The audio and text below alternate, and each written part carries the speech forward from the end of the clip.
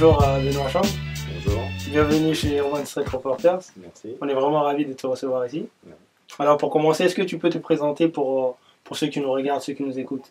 Benoît Chang, je m'appelle Benoît Chang, j'ai 43 ans, j'ai deux enfants, D'accord, des ados maintenant, 12 ans et 15 ans. d'accord, Et je porte le projet EuropaCity depuis le début de l'année, d'accord. comme directeur général.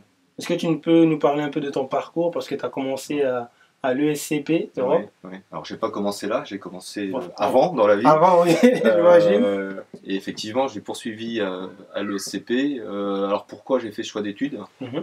Par exemple. Je pense que voilà, moi j'ai un père qui est étranger, qui a D'accord. débarqué en France aussi comme un étranger et qui s'est rendu compte qu'en France, c'était quand même Qui bien était d'avoir originaire de quel pays? Corée, de D'accord, Corée, et qui s'est rendu compte et qui a souffert aussi de ne pas avoir les bons diplômes pour progresser dans sa carrière professionnelle et qui nous a dit à ses 4 fils, parce qu'on est 4 dans la famille, faites des études, c'est comme ça que ça marche en France. Et du coup, il nous a bien poussé. Et c'est à ce stade-là que moi je me suis orienté vers des études de commerce. Alors pourquoi de commerce? Parce que quand j'ai fait un bilan sur mes forces et mes faiblesses, je me suis dit le chemin le plus sûr pour moi c'était le commerce. Parce que il y avait un peu de finance aussi là-bas. Il y avait la finance, il y avait surtout ce qui était important, c'était la culture générale, les langues. D'accord. Et puis on avait une ouverture, puisqu'on étudie toutes les matières, qui était intéressante. Donc moi je me suis dit, le commerce c'est une bonne porte d'entrée. Et donc après cette école, tu as réussi à intégrer de grosses entreprises quand même. Oui, alors après cette école, alors vous savez en France, quand le système est ainsi fait que quand vous faites une grande école, entre guillemets, c'est vrai que vous avez derrière accès à plein d'opportunités professionnelles. Il y a eu Vinci, ensuite il y a eu... Non, il n'y a pas eu Vinci, alors il y a eu plusieurs choses. Il y a eu CGELEC d'abord, qui est une boîte... On dit les plus gros. C'est une grosse boîte, c'est une boîte qui fait de l'ingénierie électrique. Et en fait, moi surtout, après mes études, j'ai eu envie de repartir à l'étranger. D'accord. Tout de suite. Et donc, j'ai trouvé une entreprise qui était capable de m'offrir des postes à l'étranger. D'accord. Et du coup, je suis rentré chez CGELEC, je suis parti en Indonésie, à Jakarta. D'accord. Après, ils m'ont envoyé au Brésil, à Sao Paulo. Ah oui. Ensuite, ils m'ont envoyé à l'île de la Réunion. Donc, j'ai pas mal voyagé. Avant de revenir en France. Et ensuite, je suis revenu en France un petit peu. J'ai travaillé dans une start-up. Parce qu'on était au début des années 2000. C'était déjà le digital, etc. Donc, il y avait beaucoup de start-up. Et je n'étais pas très heureux à Paris parce que Paris, une grande ville, manque d'espace vert, tout ça. Et je me suis dit, tiens, je parle le portugais. Je suis parti au Portugal. D'accord. Parce que ça, faut pas forcément le dire, mais j'ai souvent fait mes choix de carrière professionnelle aussi en fonction des endroits où je pouvais exercer mon métier. Et exercer un métier à Lisbonne, c'était absolument extraordinaire. Et c'est là que je suis rentré dans le groupe Auchan. C'est via le Portugal et via la banque du groupe Auchan, parce que le groupe Auchan a également une banque qui fait des cartes de fidélité, des cartes de crédit, etc. Et comme je parlais portugais, je suis rentré dans le groupe via ce petit pays. D'accord. Et ensuite, tu as fait ton petit bout de chemin Et ensuite, j'ai fait mon petit bout de chemin. Ils m'ont proposé, j'ai eu de la chance, parce que je suis dans un groupe qui offre beaucoup d'opportunités. Ils m'ont proposé plein de choses. À chaque fois, moi, je m'accrochais à mon fauteuil. Non, je suis bien à Lisbonne, je ne veux pas bouger. Mais un jour, on m'a appelé, on m'a dit, Benoît, il y a le poste de directeur financier d'Imotion France qui est disponible, on a pensé à toi. Et là j'ai hésité parce que c'était à Lille, et faire Lisbonne-Lille c'est pas facile. Tous les jours c'est sûr. Tous les jours c'est pas facile, mais d'un point de vue climatique c'est pas facile du tout. Mais le poste était vraiment, était magnifique, quoi. C'est une grosse responsabilité, une grosse entreprise, et je me suis dit... Et j'ai rencontré des gens fabuleux, en réalité c'est ça qui a fait la différence. J'ai rencontré des gens qui m'ont donné envie, et avec lesquels je me suis dit tiens j'ai envie de bosser avec eux. Et donc j'ai pris ma petite famille et on a fait un Lisbonne-Lille. Ça a été très douloureux, mais on l'a fait et je ne suis pas mécontent de l'avoir fait. Et pendant 7 ans, j'ai été directeur financier et juridique d'Imotion France. Et en fin d'année dernière, pareil, on est venu me voir et on m'a dit Benoît, il y a le poste de directeur général d'EuropaCity qui se libère, on a pensé à toi. Et c'est toujours comme ça dans la vie. Mais t'as pas hésité. Si, j'ai passé quelques nuits blanches, parce que c'est pas une décision qu'on prend comme ça facilement, compte tenu de la nature du projet, de sa complexité. Donc j'ai passé 2-3 nuits un peu chahutées. J'ai été consulté à droite à gauche, et puis j'ai plongé dedans. Et depuis le 1er janvier, le 2, je suis dans l'aventure EuropaCity. Alors Imotion, c'est l'un des l'un des porteurs de ce projet qui est Europa City. Tout à fait. Et l'autre porteur du projet, c'est le groupe chinois Wanda. Oui. D'ailleurs, quand on a vu que tu étais d'origine asiatique, on s'est dit, il vient certainement du groupe Wanda. Et justement, qu'est-ce que toi tu penses des discriminations dont sont victimes la communauté asiatique aujourd'hui en France? Alors, moi je dois dire, moi je suis métisse, moi, hein. Donc même si ça se voit pas sur moi, parce qu'on a plus l'impression d'un asiatique que d'un français, mais je suis métisse. Moi je dois dire que j'ai relativement peu, voire jamais souffert de discrimination. D'accord. Sauf effectivement quand j'étais enfant, j'ai grandi dans la banlieue parisienne aussi, et c'est sûr que sur le bac à sable, j'étais traité de chin-top tous les jours, on s'y fait, ça forge le caractère. Mais je suis sorti de ça. Et vous savez, quand vous êtes métisse comme moi, vous êtes à la fois très bien partout et nulle part chez vous. C'est un peu les deux. Et moi, je suis un peu citoyen du monde. Je m'arrête pas à ça. Et je dois dire, j'ai de la chance. Et mes frères, à peu près pareil aussi. Quoi. On a relativement peu souffert, nous, de discrimination. D'accord. Voilà, on a de la chance. Alors, on va essayer de revenir un peu sur Europa City. Alors, quel nominatif on peut donner à ce lieu? On ne sait pas vraiment, est-ce que c'est un centre commercial? C'est une ville dans la ville? Qu'est-ce que c'est pour tous ceux qui ne savent pas encore? C'est vraiment la question, c'est la question qui vaut cher. Quoi. Et d'ailleurs, si quelqu'un le trouve ou invente le mot pour décrire Europa City, moi je suis prêt à payer cher pour ça. Les paris sont lancés, c'est comme vous voulez. Non, en fait, Europa City, et c'est dommage, on le dit toujours, Europa City, c'est pas ça, c'est pas ça, c'est pas ça, et c'est précisément parce qu'on a du mal à trouver ce mot pour décrire ce qu'est Europa City, parce qu'Europa City, c'est une destination d'un genre nouveau, qui n'a pas de comparable. Et c'est pour ça qu'on a du mal à le qualifier. Et en réalité, voilà, nous, on est en train de construire un quartier de vie dans lequel on peut faire vivre un maximum d'expérience aux gens. Parce que dans le monde dans lequel on se dirige, qui aura de la valeur demain, c'est précisément d'être capable de produire du contenu et de l'expérience. Et justement, quelles sont les différentes choses qui seront proposées là-bas? Alors, concrètement, on va avoir une très grosse offre de loisirs. Et donc là, ça va être de façon classique un gros parc à thème indoor. Donc, qui ne sera pas Euro Disney, qui ne sera pas le parc Astérix, qui sera un parc à thème indoor sur lequel on est en train de bosser. Peut-être un mix des deux? Ce sera mieux, j'espère. On va amener des choses extrêmement intéressantes là-dedans. On aura un parc aquatique. On aura des pistes de ski aussi. Un parc des neiges. Alors, c'est un équipement qui est polémique aussi. Donc on travaille beaucoup d'un point de vue environnemental pour savoir comment est-ce qu'on peut trouver les bonnes solutions pour éviter que on rentre dans un équipement qui génère du gâchis énergétique ou autre. On ne peut plus construire des choses qui consomment comme ça de l'énergie de façon déraisonnable, donc on réfléchit beaucoup là-dessus. Et au-delà de ça, au-delà de cette offre qui est très structurée, on a une offre de sport extrêmement importante au sein d'Europa City, qu'il va falloir qu'on construise. C'est-à-dire une offre de sport? C'est-à-dire, on va mettre du sport un peu partout. Alors on aura une salle, déjà, polyvalente, dans laquelle on pourra organiser des événements de sport, de façon générale. Pourquoi pas créer la première enceinte d'e-sport en France et en Europe?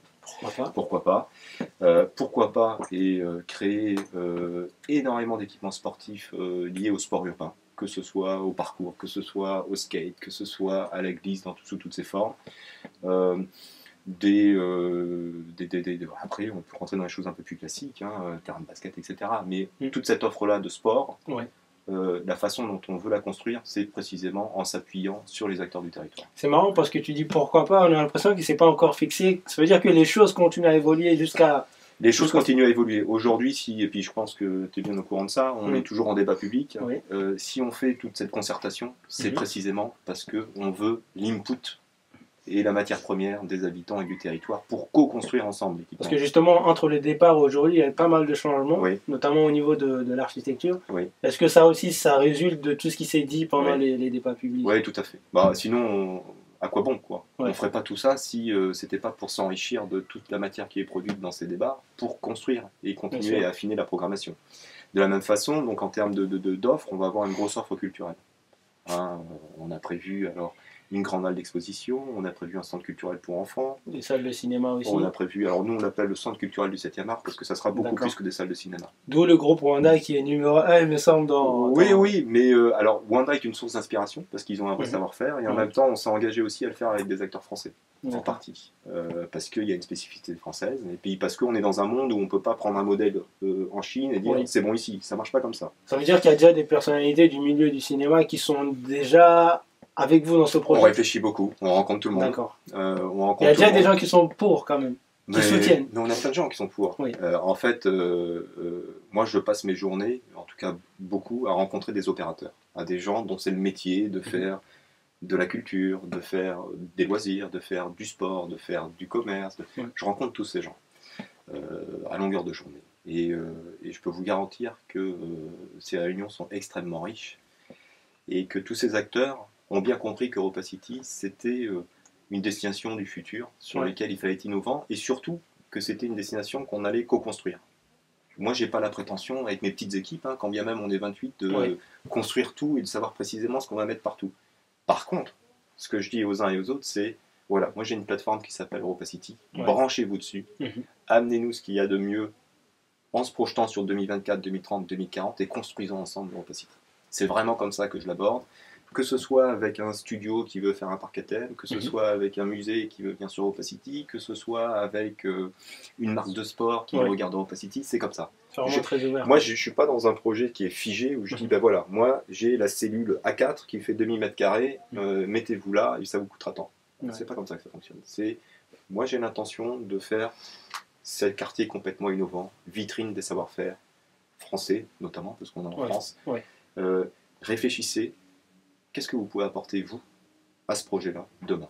Et justement, pourquoi faire ce projet ici, dans le nord parisien, dans le triangle de Gonesse pourquoi ici et pas ailleurs? Alors, il y a plusieurs raisons. Ça ne s'est pas fait comme ça. On ne s'est pas réveillé. Imochan ne s'est pas réveillé un matin en se disant tiens, j'ai un projet, je vais le faire sur le triangle de Gonesse. C'est pas comme ça que ça s'est passé. Imochan, il y a 10 ans, s'est dit moi, il faut que je renouvelle mon modèle économique. Parce que ça fait déjà 10 ans que ça fait déjà 10 ans. Le temps immobilier, il est long. Parce que Imochan, c'est une entreprise familiale. Et donc, quand on est une entreprise familiale, on a le loisir de réfléchir à très long terme.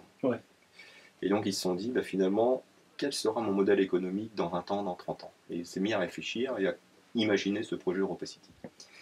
Et à un moment donné, il y a eu une rencontre entre le projet EuropaCity et l'ambition du Grand Paris. D'accord. Donc, en termes d'attractivité, en termes de qualité de vie, en termes de répartition des richesses sur le territoire. Et dans une discussion entre l'État et Imochan, à un moment donné, il y a eu une convergence à se dire tiens, moi, État, j'ai envie d'aménager le triangle de Gonesse et d'y apporter une activité de type tertiaire. Ça veut dire qu'il y a quand même une volonté de l'État dans ce projet. La base de tout ça, c'est quand même la volonté de l'État d'urbaniser le triangle de Gonesse. D'accord. Pour créer dans le cadre du Grand Paris. Alors oui, c'était un peu concomitant, mais oui, après tout ça s'est matérialisé dans le Grand Paris. Et cette volonté, elle remonte à 2010-2011. Et le projet, du coup, il y a eu une espèce de convergence entre un acteur privé qui avait une idée de projet et un acteur public qui voulait aménager le triangle de Gonesse. Et il y a eu un mariage qui s'est fait sur ce territoire. Et alors ce territoire, il est à la fois magique, parce qu'il est idéalement situé, et surtout avec le futur tracé du Grand Paris, parce qu'avec la ligne 17, on sera à 7 minutes de Charles de Gaulle, on sera à 25 minutes de Saint-Lazare, c'est quand même exceptionnel, ça va. Et c'est du métro automatique. Donc, mais est-ce qu'il y a un hasard ou pas? Parce que 2024, c'est la date d'ouverture provisionnelle. C'est pas un hasard, c'est l'alignement des étoiles. Parce qu'il y a aussi les JO de Paris qui viennent d'être attribués à Paris. Est-ce que depuis le début du projet, c'était déjà imaginé que ça concorde avec l'arrivée des JO? On l'avait en arrière-pensée. Effectivement, on s'est dit que ça serait quand même magique qu'il y ait cet alignement des étoiles et qu'il fasse que tout arrive en même temps. Parce que c'est récent quand même, les JO de Paris. C'est septembre, c'est septembre. Donc et du coup, il y a quand même une énergie incroyable autour du Grand Paris en ce moment. Je ne sais pas si vous le ressentez ici ou pas, mais il se passe quelque chose. Paris est resté figé pendant 100 ans.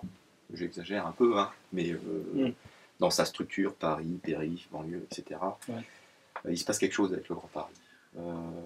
C'est un projet extrêmement audacieux. C'est un projet qui peut permettre à Paris de rentrer dans le monde de demain. De toute façon, c'est le genre de projet qui ne peut pas se faire à Paris Intramuros. On est obligé de le faire à l'extérieur. Ça, c'est compliqué. À Paris Intramuros, c'est impossible. Il n'y a plus d'espace, il y a des conflits d'usage. Puis c'est une ville-musée, quoi. On peut rien toucher, quoi. Et c'est une ville-musée, c'est ça. C'est une ville-musée. Donc non, ça aurait été impossible à Paris. Et EuropaCity n'a pas vocation à concurrencer Paris. Ça va être une offre complémentaire. Une offre beaucoup plus moderne, beaucoup plus orientée vers les enfants. Parce que Paris, c'est quand même compliqué aussi pour les enfants. Bien sûr. beaucoup plus tourné vers l'audace entrepreneuriale. Vers le futur, les digital, etc. Et vers le fun. Hein. Ouais. On est quand même sur une destination où il y aura du loisir, il y aura du sport, il y aura une ferme urbaine dont on parle peu et qui a été imaginée il y a bien longtemps déjà. Donc on est sur une destination. Voilà, trouver le mot pour décrire cette destination. Trouver le mot. Pour tous ceux qui nous regardent, trouver le mot. Ça vaut une fortune. Et moi, ça me simplifierait la vie parce que je me débat pour faire comprendre ce qu'est EuropaCity. Et je ne supporte plus les mots de méga complexe, centre commercial, etc. Donc tout l'enjeu, c'est de trouver ce mot-là. C'est de trouver ce mot. Alors en 2 chiffres principaux, EuropaCity, c'est plus de 3 milliards d'euros d'investissement. Bravo, c'est ça. Et normalement, il y aura plus de 10 000 emplois. Oui, tout à fait. Et comment les habitants de ces territoires vont pouvoir bénéficier de tout ça? C'est tout l'enjeu. On y travaille beaucoup. Moi, je dis souvent, ce projet, il faut qu'il soit utile. Sinon, il n'a pas de sens.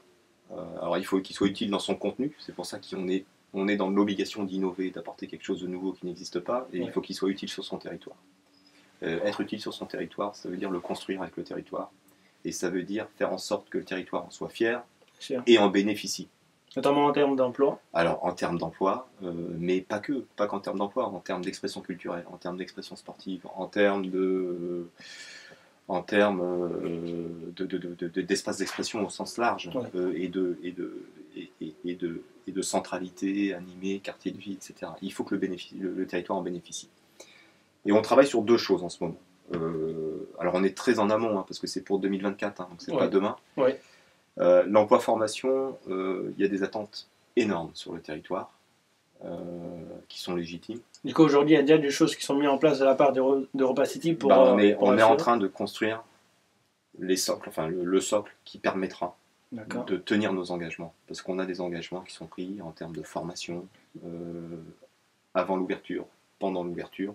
Donc on est en train de construire le socle qui s'appelle EuropaCity Compétences, où on est en train de structurer l'ossature qui va permettre justement de relever le défi de l'emploi demain. Parce que quand bien même on aura investi 3 milliards, si demain j'ai pas 10 000 employés et salariés, collaborateurs, ça marchera pas. Et ça marchera d'autant moins que ce qui fera la force du lieu demain, ça sera justement les hommes qui opéreront l'endroit. C'est ça qui fera la force de l'endroit. Et comment expliquer la réticence de certains habitants, certaines personnes et concernant ce projet, notamment concernant la disparition de certaines zones agricoles. Dimanche 8 octobre, il me semble, il y a eu une manifestation. Et comment vous expliquer, comment les convaincre aujourd'hui que demain EuropaCity va réussir à préserver tout ce dont ils ont peur? Alors plusieurs choses. Déjà, comment convaincre, comment avancer. Nous, on est dans le dialogue permanent. Tout le monde est invité à dialoguer avec nous, les opposants, les pour, les contre. On est en permanence dans le dialogue parce que c'est comme ça qu'on construit le projet. Sur le point spécifique des terres agricoles, alors là aussi, il faut corriger un peu ce qui est dit par rapport au projet parce que, encore une fois, c'est pas EuropaCity qui urbanise les terres agricoles. C'est l'État qui urbanise les terres agricoles. Parce que c'est une volonté de l'État d'aménager ces terres-là. Et c'est pour ça qu'il y a un procédé urbanistique qui s'appelle une ZAC, qui est une ZAC, une zone d'aménagement concerté qui a été créée, qui est portée par l'État. Donc c'est l'État qui a décidé d'urbaniser ces terres agricoles. Et il a décidé de les urbaniser de façon assez cohérente d'ailleurs, parce que tout ça, c'est pas fait en un jour. Bien sûr. Les plans d'aménagement de cette zone-là remontent au début des années 90. Donc c'est bien l'État qui a décidé d'urbaniser ces terres agricoles. Malgré tout, même si c'est l'État qui a décidé que c'est nous qui urbanisons, vous vous doutez bien que on a à cœur de faire les choses extrêmement bien. On est dans un monde post-COP21. Donc qui dit pas monde post-COP21 dit on ne construit plus de la même façon, on n'exploite plus de la même façon. Et ce d'autant plus que, à la limite, nous on regarde même pas, moi mes actionnaires ils me demandent pas de réfléchir juste à 2024. Ils me demandent, Benoît, il faut que tu projettes à 2040, à 2050, à 2060. C'est mon spectre. Donc il faut qu'on soit capable de créer une destination qui sera évolutive dans le temps. Qui respecte aussi l'environnement. Et qui respecte l'environnement, évidemment. Et donc là, on s'entoure de tous les meilleurs bureaux d'études possibles, imaginables, pour imaginer le monde en 2024 et au-delà. Alors, dans la zone dans laquelle il y aura EuropaCity, il y a des petits centres commerciaux quand même. Oui. Quel avenir pour ces centres commerciaux devant un géant comme EuropaCity? Alors, c'est pas que des petits d'ailleurs, parce qu'il y en a des. Par rapport à EuropaCity, ils seront quand même. Écoutez, Imochamp, c'est un acteur des centres commerciaux à l'origine. Ouais. S'il a décidé de créer quelque chose de complètement différent, c'est qu'il se dit que le modèle de centre commercial tel qu'il a toujours existé, et c'est le même modèle qui existe en gros depuis les années 50-60. En fait, c'est le modèle de l'hyperconsommation des 30 Glorieuses. Il suffit de nous regarder. Hein. Aujourd'hui, chacun d'entre nous, on commande quand même beaucoup par Amazon, par autre chose. On se dépasse de moins en moins dans les centres commerciaux. Ouais. Ce qui nous incite à nous dépasser, c'est plus forcément l'offre commerciale qui est là. Ce qui va nous inciter à nous déplacer quelque part demain, c'est de vivre des expériences, d'être actif dans des expériences, c'est autre chose. Et évidemment, il y aura du commerce aussi, mais ce sera un commerce qui ne sera pas comme le donc commerce. Du coup, les autres centres commerciaux ne sont pas forcément menacés, quoi. Bah, c'est pas Europa City qui les menace. On oublie toujours, moi on me dit, et souvent dans les débats publics, on me dit ça même sur les emplois. Mais finalement, monsieur Chang, vous allez créer 10 000 emplois là, mais vous allez en détruire là. Moi j'ai envie de vous dire, on n'est plus dans un monde où il faut regarder et raisonner en 2 dimensions. Le monde il est en 3 dimensions. Et ce qui menace aujourd'hui beaucoup les équipements commerciaux, c'est pas les autres équipements commerciaux. C'est le digital, c'est le Amazon, c'est le Alibaba, c'est tout ça. Et donc, ces centres-là, ils vont devoir évoluer aussi. Qui est Europa City, qui est pas Europa City, il va falloir qu'ils évoluent. Et là, justement, c'est quoi les prochaines étapes avant 2024 ? Il y en a beaucoup. Donc là, on a revu tout le master plan. Donc il y a un travail de fond d'un point de vue architectural. Et puis surtout, qui devrait nous amener, d'ici la fin de l'année 2018, à déposer les PC, les permis de construire, les demandes d'autorisation, etc. d'ici la fin de l'année 2018. Mais les travaux commenceront seulement à partir de 2019. Alors, les travaux commenceront, après le processus immobilier est très long en France, donc les travaux commenceront en 2019. Pour une livraison en 2024, il nous faut à peu près 3 ans et demi de chantier. Parce qu'il me semble que ce qui manque aujourd'hui, là, concrètement, avant les travaux, c'est la décision du tribunal administratif. Ah non, c'est plus compliqué. C'est plus compliqué que ça. Il y a plein. Alors, il faut savoir, je ne vais pas rentrer dans les détails, mais porter un projet immobilier en France, dites-vous que quelle que soit la taille du projet immobilier tertiaire, commercial, entre le moment où vous avez l'idée et le moment où vous pouvez le livrer, c'est assez long. Il se passe 15 ans, minimum. 15 ans. Là, on est déjà à 10 ans. Et là, on est déjà à 10 ans. Mais imaginez, moi, c'est toujours pareil, je challenge souvent mes équipes et les différents interlocuteurs que j'ai. Imaginez que vous demandiez à Nike de sortir aujourd'hui et de dessiner aujourd'hui une chaussure pour la mettre sur le marché dans 15 ans. La probabilité qu'il se plante, elle est quand même assez élevée. C'est assez large. Hein, c'est large. Hein. En immobilier, on nous demande, nous, de réfléchir fondamentalement à des projets 15 ans avant qu'ils sortent. Et c'est pour ça que ça bouge et que c'est de la matière vivante. C'est parce que ce qu'on a imaginé il y a 10 ans, c'est plus la réalité et ça sera plus adapté. Et donc, il faut qu'on soit capable en permanence de faire évoluer notre projet.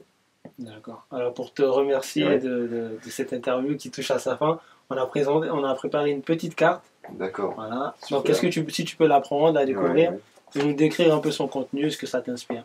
Plutôt ici. Voilà, c'est un groupe de jeunes qui soulèvent une barrière. Moi, je vois là beaucoup de symbolique. Parce qu'en plus, ils ne sont pas en train de la casser, les barrières, ils sont juste en train de la soulever. Voilà, la vie, c'est une course d'obstacles.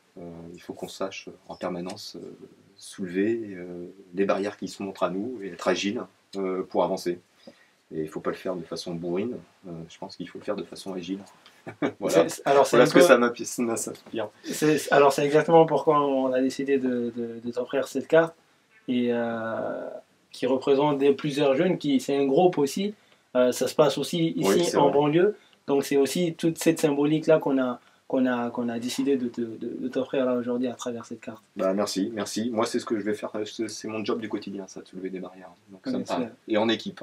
Donc, c'est super. Alors, pour terminer, Benoît Chang, est-ce que tu as un dernier mot pour tous ceux qui nous regardent, tous ceux qui nous écoutent ? Oui, bien sûr. Déjà, merci beaucoup. Et puis, moi, j'ai envie de dire, nous, vraiment, dans nos gènes, et quand je dis nous, c'est l'équipe qui porte le projet Europa City, on a dans nos gènes le fait que ce projet doit être utile et qu'on veut le co-construire avec les habitants du territoire. Donc le seul message que j'ai, c'est n'hésitez pas, mettez vos contributions, rien n'est impossible. Nous, on veut rendre l'Europa City possible avec le territoire, avec les habitants, les acteurs économiques du territoire. Voilà, et on n'aspire qu'à ça. Merci encore, Benoît. Merci.